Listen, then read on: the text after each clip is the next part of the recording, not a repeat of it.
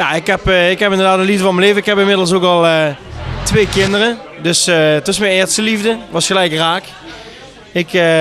Ja, 2 kinderen inmiddels. Dus het gaat goed, 2 jongens. Ik moet zeggen, met het zingen ik ben ik ook hartstikke tevreden. Ik heb mijn boeking, ja, het gaat supergoed. Ik kan gewoon zeggen dat ik tevreden ben. En ik ben blij met hoe het nu gaat. Ik heb geen hoge verwachtingen van mezelf. Ik ben nu 2 jaar bezig.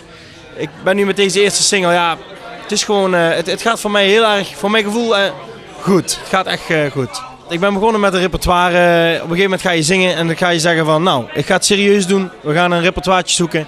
De feestnummertjes erbij gepakt. Ik ga leven. Geen centen maken. En zo'n nummers heb ik er wel bij. Stand By Me. Dat vond ik wel leuk. Een beetje Engels.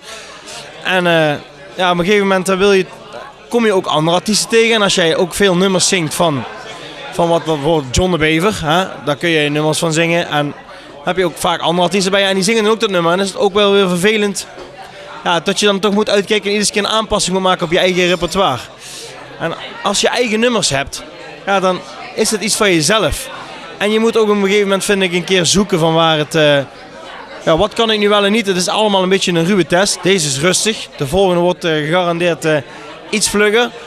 Het ziet er naar uit dat wat we zelf al hebben gehoord in de studio, ja, het is gewoon anders zingen. Het ligt mij wel misschien wel meer. Ik kijk gewoon naar het Schipstrand. Dit nummer hebben we in ieder geval gewoon uitgebracht. Je moet ergens beginnen en maandag kom ik terug. Het is een rustig dansnummer. En ik denk dat dat wel leuk is voor de feestavonden. Een trouwerij, een communie. Als je die op de helft van de repertoire gaat zingen, dan gaan de mensen lekker dansen. Dat vind ik ook mooi om te bereiken. Is de andere kant van het hossen aan het springen, zal ik maar zeggen.